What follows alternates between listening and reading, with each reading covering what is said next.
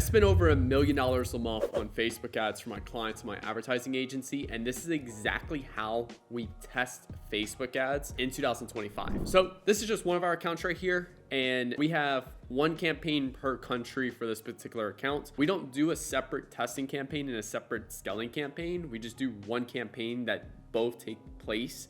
And I'm gonna show you how it's all structured, and then I'm actually gonna show y'all of how actually go and put it together inside of an account. So just gonna show y'all real quick.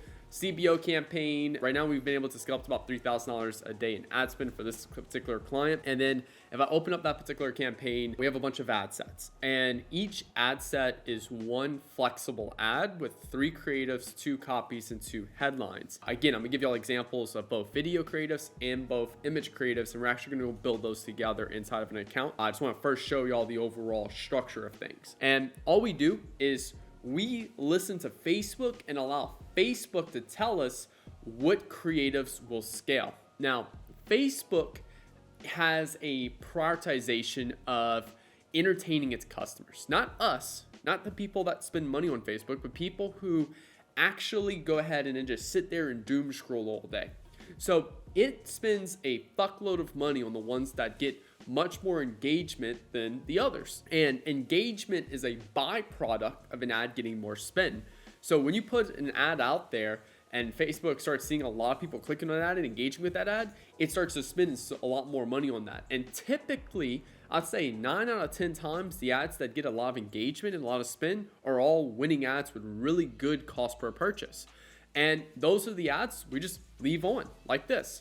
And all we do to scale that campaign is just go ahead and increase the budget by 20% a day, as long as we're hitting our overall cost per purchase goal that we need to in that particular campaign. So when Facebook doesn't spend money on those ad sets, for example, these are some new ad sets we recently launched, it barely spent any money and created little to no impact in overall cost per purchase. So we'll be turning those off today. We'll be launching new ones because they've been running about 7 days. So basically I just let it run for about 7 days, and I give it Facebook an opportunity to spend on it for 7 days. And if Facebook doesn't spend on it, I turn it off.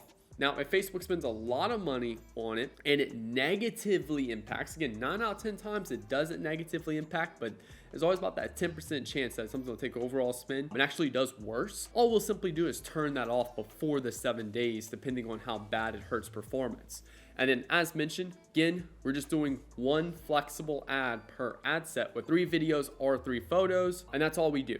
And I'm gonna go in as an account and actually show y'all specifically on how to set this up. Now, before I actually set this up, we have to get our creatives ready. So I wanna show y'all 2 examples. I'm gonna show y'all an example of a photo ad, and I'm gonna show you an example of a video ad, because there's a lot of people that are like, well, Nick, you can't see what winning one is in a flexible. And I'm like, yo, I literally do not give a fuck.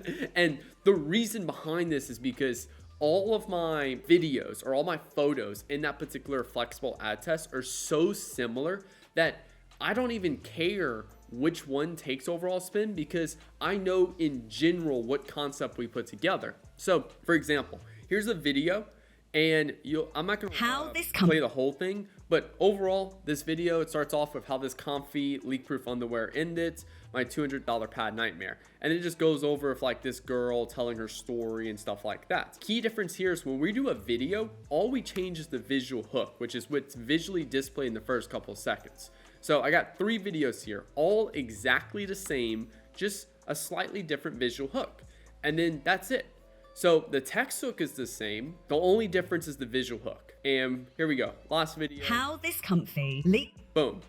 So same thing. So we have 3 videos, all exactly the same, just a different visual hook. So I know the hook we use for this concept, which is how this comfy leak-proof underwear ended. That's the thing I'm testing for right there. So I know in general, if 118 takes off and is a winning ad, I know what is actually working there. Now let's look at it from a photo standpoint. Best underwear that doesn't leak. Boom. Best underwear that doesn't leak. Boom. Best underwear that doesn't leak. All the same, just slightly different visually shown. Again, me knowing which one of those works still doesn't help me with anything, because I know the overall concept that worked. I just don't really care to a smaller level of what visual worked. And why do I not care? Because in all of our accounts that we're scaling and we're spending a lot of money on, all of our concepts are visually significantly different. So like, for example, if this concept works for this account, how this comfy leak-proof underwear ended my $200 pad nightmare, like I'm never doing it again. Why? Because in all of our accounts, if I just go sit there and just keep doing this over and over and over and over, it's not going to create me any new positive creatives. So I like to keep testing big swings every time I'm in an account because it increases my chances of finding a winning ad at a significantly higher rate than me just sitting there and doing, okay, well, let's do how this comfy leak-proof underwear ended my $200 pad nightmare. Let's do $100 pad nightmare instead of $200 and do everything the same. Like that's such a little test and I've just never really seen success with it. So for me, I want to consistently look at the big swings in the account. So if I know this works, cool, great, let's move on. If it doesn't work, cool, that's great. Let's not do that again and move on. Like both ways I'm moving on. It's just simply gathering data of whether it worked or not. And all of this came from research.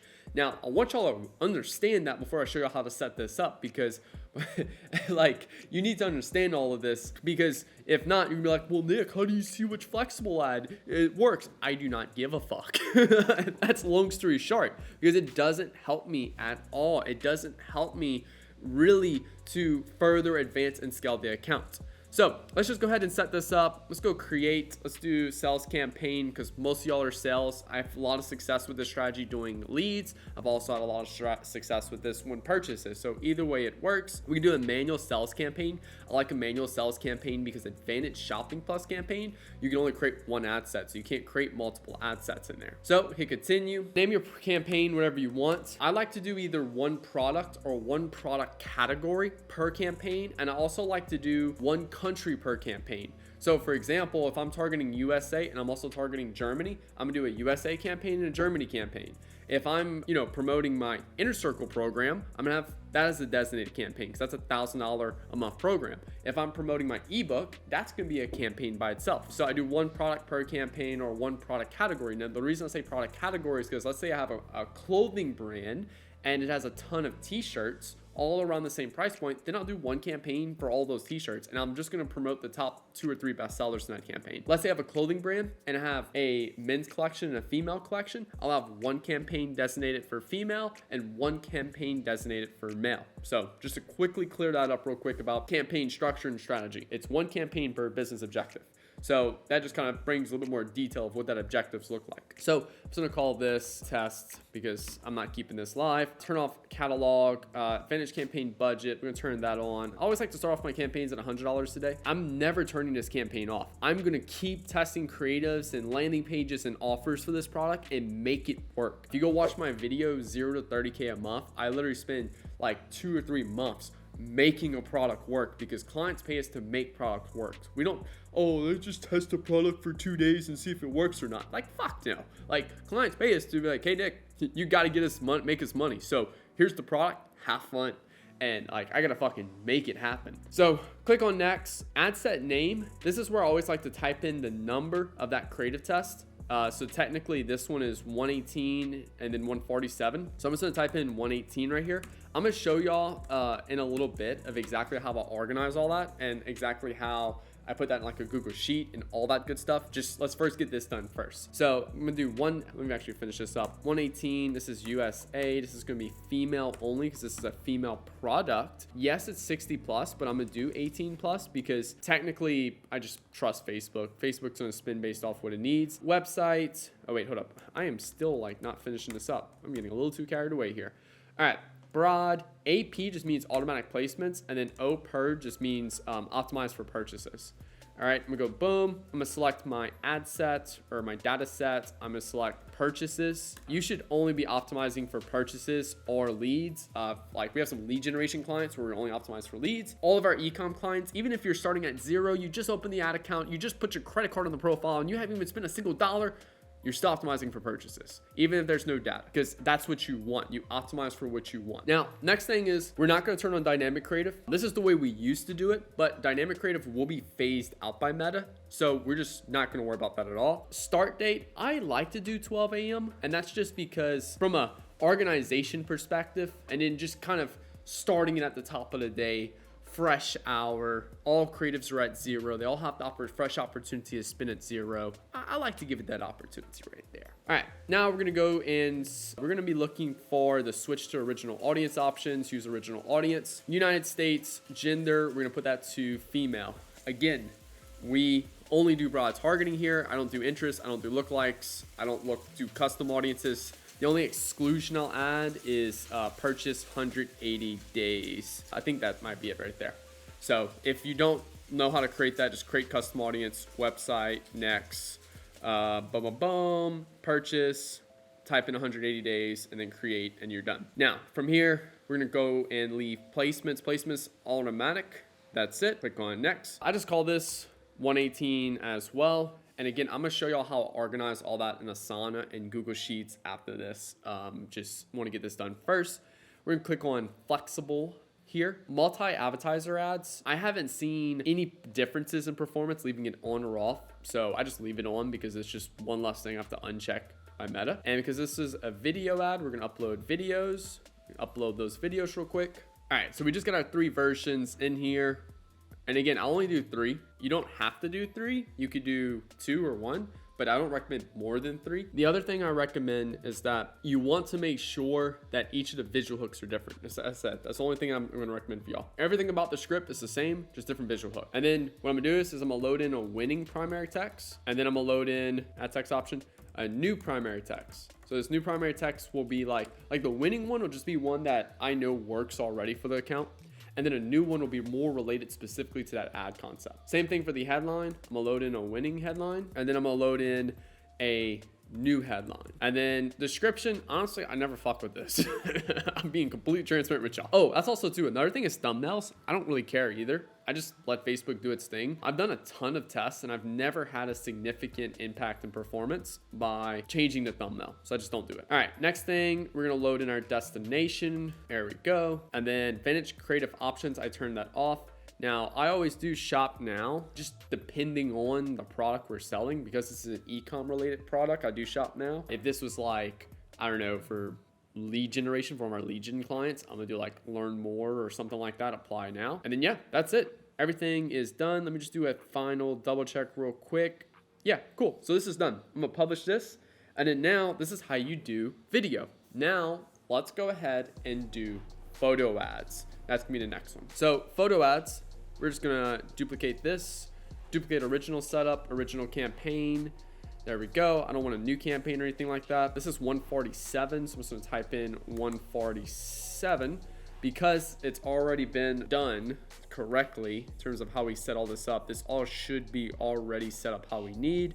Then we go in here, 147, and then I'm literally just gonna remove this, boom, boom, boom, add images, upload. I hate that you have to, like the images, you have to upload one at a time. So I'm just gonna do this. And then we hit continue. There we go. And then here, the only thing I may have to do is just double check some of this stuff.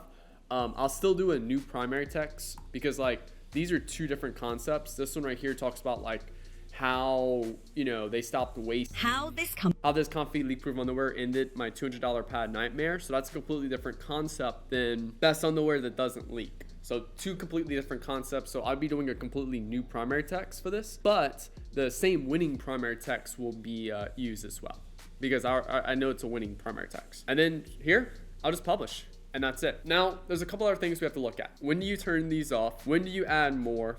That's all good questions. So let me turn off this campaign and let's actually go dive into a completely another account so I can show y'all one that's already actively doing this. All right, so here's another account that's already actively doing this. We have our single campaign. This particular client is only in one campaign or one country, only selling to one gender. And on top of that, they only have one product they're pushing. They have other products on their website, but this is the hero product that people come in for, and then they buy this product and they use the other products as upsells and stuff like that. So let's just dive into this account. So we only have 2 ad sets running right now. And again, I literally just showed y'all how each of these ad sets are set up. So we ran a bunch of tests over the last 7 days. Yeah, Thursday. We ran a bunch of tests over the last 7 days. We did 110, 132, 148, 150. Typically, I only recommend anywhere between 1 to 4 a week, every 7 days. But this particular client right here is struggling. They kind of came to us and was like, hey, Nick, we're struggling severely with our Facebook ads. And like, you're just literally our last hope. So we're like, we went a little harder than we typically do, just on the number of tests. And I think we're doing like 8 to 10 a week. Again, not ideal, but just, again, a very specific situation they're in. So let me just pre-frame with that. Ideally, we want to test anywhere between 1 and 4 concepts a week. Now, let's keep in mind here, every concept we create is freshly filmed content. So we're not reusing the same content over and over. Every concept we create, and again, one concept is like, this is one concept and this is one concept right here. One concept is 3 creatives, 1 hook, 1 script, and 3 different, like visually different hooks for a video or visually different images. So we do 1 concept per test with those 3 creatives each. And typically what we do is you have to look at it from the perspective of it's always new, freshly shot content, and everything comes down to your ability to write this script and your ability to like create that photo. So you creating like 200 concepts a week, you would literally just be like, the level of quality wouldn't be there. So you constantly have this teeter-totter of quantity and quality. And if it's just a one-man team, 3 to 4 concepts a week is like, I can't see people do more than that and keep quality. So you really need to make sure you keep the quality there. The next thing is I launch them, I give it 7 days to earn spin and beat. So like for example, this one right here, 103, took overall spin. It's currently working the best and we haven't been able to beat it. And pretty much what we look at it is, this is our top spending ad right here. And our goal is to beat it in terms of spin. And if it doesn't outspend it, then we at least want to leave a lower cost per purchase add-on. So like we turned off 137 here because it had a $44 cost per purchase, so we turned it off. 121 right here, we left it on because it has $30 cost per purchase. It's not necessarily hurting things, but I know for a fact this one wouldn't take overall spin because one, it's had like 3-4 weeks to take overall spin. It hasn't. And on a 7-day window, it has a higher frequency than this one right here. So this shows me this is more of a retargeting ad. And to be fair, it was made as the intention of retargeting ad. So even though we put retargeting style creatives in it, we're still doing broad targeting because we let the creatives do the targeting for us. So yeah, so basically every 7 days, we launch our anywhere between 1 to 4 concepts. We give them 7 days to earn spin. If they don't earn spin and don't succeed, we turn them off. And again, 9 out of 10 times, the ones that take overall spin improve the business positively. It lowers overall CPA so we can scale and increase spend. Every now and then, maybe 1 out of 10 times, in terms of the ones taken off, we have one that takes off and actually negatively impacts business. It has a worse cost per purchase, and then we have to turn off that high spending ad. For example, in this case, this one took a lot of spin over the last 7 days, $836 with a $44 cost per purchase. And we need a $30 cost per purchase for this account, so we had to turn it off. So just again, keeping that in mind right there. Now, we need a $30 cost per purchase in this account, but we're getting a 33 on this one. And the reason why we haven't turned this one off is because we haven't had one that beat this one. Yes, this has a $30 cost per purchase, but it's not gaining enough spin. And I do not force spin. I let Facebook control the level of spin on this.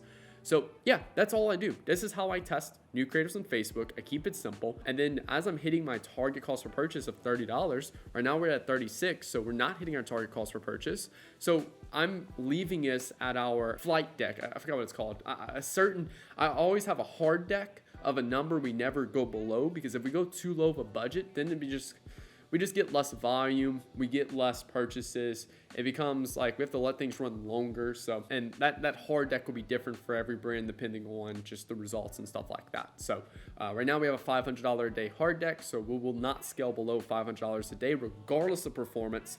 And we'll keep spending at this with the goal of bringing down this cost per purchase further so we can spend more. Now, just from some organization tips, because I don't see people talk about this, but once you start building a lot of this, you need a way to organize it. So there's a couple tools we use. First things first, let's just build it live. Just go open up a new Google Sheet, and I'm just gonna build this really quick. I'm gonna build it with y'all because I know I'm gonna have motherfuckers in the comments that are like, oh, Nick, can you send this over to me? It's like, bro, I'm literally gonna build this with you. So I just call this batch number. That's the first one. And I always start my batches off at 101. That's my first one. The reason why is because I don't want to put just one, because just the way it works in Facebook, when I sort, it won't recognize one. So I always like to start off at 3 digits. So I always like to do batch number. And then what I like to do is called status. Then what I like to do is, I think it's hook, desire. Next one I want to do is persona. Next one I want to do is what am I creating? And then next one is what is my hypothesis? Cool. And then next one, actually there's one more. Status, results. There we go. And then here, I'm just gonna delete this, delete columns, and then let's just sort all this real quick. Let's select all of these. I'm gonna do this, and then I'm gonna do text wrapping on, and then I like to middle it as well. Cool. Take all these, black, text color white. Batch number is easy, just go down like this. Oh, wait, you just type it in every time. So like, oh wait, hold up. One more thing real quick. View, freeze, up to 1 row. Just make sure it's selected so that way you can always see this. And then it's batch number 1, status, and then you can go to tools, unselect that, format, drop down, option 1, you're gonna be is in progress. There we go. And then next one, status in progress, 1, add another item, lost. In progress, you're just gonna leave that as yellow, 1, green, status, last one, lost. Done. Actually, you can actually remove this one. There we go. And then that way you can see, okay, hey, status, we launched, but wait, one more. I know that's what it was. All right, left. All right, launched date. There we go. Cool. So, you know, for example, today we launched 147, for example, the best on the way that doesn't leak. So I'm just gonna type in 147 here. Launch date today is 12/12/2024. Our hook on this, there we go. 1024, that'd be wild. What were they doing at that time? Fucking sending tablet like those. Let's see. The best underwear that doesn't leak. Best underwear that doesn't leak. There we go. And then here we'll type in your desire. Desire for this one is just underwear that doesn't leak. Your desire is what people want. Because we're after a pretty sophisticated marketplace, we can actually call out the product. You know, for example, another one might be desire for make money, desire for a girlfriend, desire to feel confident when they're talking to girls. Desire could be to scale Facebook ads. Whatever, just what does people want? What do people give a fuck about? In this particular case, people give a fuck about is having underwear that doesn't leak. And persona we're going after is 60+ women who struggle with leaky underwear. This is the person you want to market to like more specifically. What am I creating? Image ads. It's just more in general image ads. What is my hypothesis? So this is going over is why you're creating this. Take a second, just think about it. All right. So obviously we already created this, but our hypothesis is women struggle with underwear that leaks. So I want to create an image ad that showcases how we have underwear that doesn't leak. All right, this is just my hypothesis of why I'm creating this and what's gonna happen. And then basically what'll happen is we'll launch this, we'll let this run for 7 days, and then after the 7 days, all we'll do is, hey, this worked, it took over our spend, it impacted CPA, we did amazing. Or, hey, this did terrible, it lost, and boom. Yeah, that's it. Very, very simple thing you can do just to keep track of all that. And then the second thing from a team perspective, what we do is we also love Asana. So Asana, you can use any board creating type of product. Any board creating product can work for this. Just the main things here is to do, doing, ready to launch, and then, yeah, pretty much. We don't really use post-launch much. Oh yeah, actually we do use post-launch. So to do, this is where I'll basically just go and I'll write the script on here. You can create these little tasks. So like, let's just say for example, 147, I can create a task, 147, and then I'll just copy over the hook. The hook is just basically the name for that. I'll assign that to Simon, which is just my video editor and stuff. I'll give it a due date, and then I'll basically just give all the information. Here's the hook I want to use. Here's some inspiration for those images, and I'll let my visualizer go do that. And then from there, once remove him off of that just so he doesn't get the notification. Sorry about that, Simon. Then from there, once he starts actually working on it, we'll put it on doing. Then he'll move it over to ready to launch when it's done. My media buyer will come, see something's ready for launch. Once it's that day for launch period, because like I said, we do like to do every 7 days, we'll launch these, we'll move them over to post-launch. Post-launch just means it's been launched, and now we're just waiting for that data. And then from here, once it's done testing, we'll just mark it as complete, and then it'll go into our completed column right there. So yeah, as far as that, other tools we like to leverage is frame.io. Frame.io is phenomenal when it comes down to like sending creatives for review and stuff like that. Let's see if I can find some really quick right here. Creative assets. Yeah, so this is Frame.io real quick, and y'all can see this. This is where you can like review it and give feedback to your video editor. So that's one thing we like to leverage. And then another thing we like to leverage is just like Adobe Suite. That's what my video editor team uses. And then if we need to hire like UGC creators to actually create out a script, we use Instance.pro. So yeah, that's it. And then every week it's just consistently looking at this, doing the research. All of our ad ideas come from research. We do the research, we get that idea, we then go create the ad. We put all that in here, and then that's it. And that's literally how we test Facebook ads. And I mean, we test anywhere, like I said, 4 to 5 concepts or 1 to 4 concepts every week for our clients. And we probably create around 50 to 100 concepts a week just between all of our clients and stuff. I spend over $1 million a month like this for our clients at our agency. So if you're actually interested in working with us on the agency side, click the link below to have Nick Theriot run your Facebook ads. And then if you want to actually, for me to review your ads, me to come in and help you and look at your ad account and stuff like that and review those things with you, click the link below to have Nick Theriot mentor you. Thank y'all so much for watching. Hit that like button, hit that subscribe button for new videos every Monday, Wednesday, and Friday. And I'll chat with y'all later. Peace out.